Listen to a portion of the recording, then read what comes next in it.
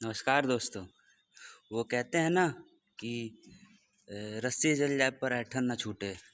वही हाल है आज दो इंसान का। बताइए किसका? बताइए। नहीं, मैं बताता हूँ।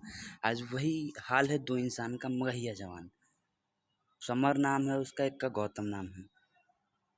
गया पुलिस ने उसको गिरफ्तार किया।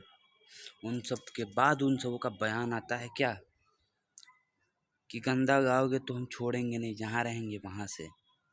अबे साले, मैं बोल रहा हूँ, गंदा अगर गाते हैं तो बहुत लोग विरोध करने वाले होते हैं। वो तेरे तरह तो जेल में नहीं जा रहे हैं ना, वो लोग अपने घर पे अच्छे से हैं। साले सब तुम लोग कैसा है कि तुम लोग जेल में जा रहे हो, उसके बाद तुम लोग का अकड़ कम नहीं हो रहा है। जब जेल में जइबा लो, अथुराइबा लो, तब तो लोग के पता चली। बोल ले लो। बहुत बहुत धन्यवाद आप लोग का, भोजप्रिय श्रोता का, जो खेसारी लाल यादव के साथ कदम पे कदम मिला के खड़े रहे हैं। धन्यवाद।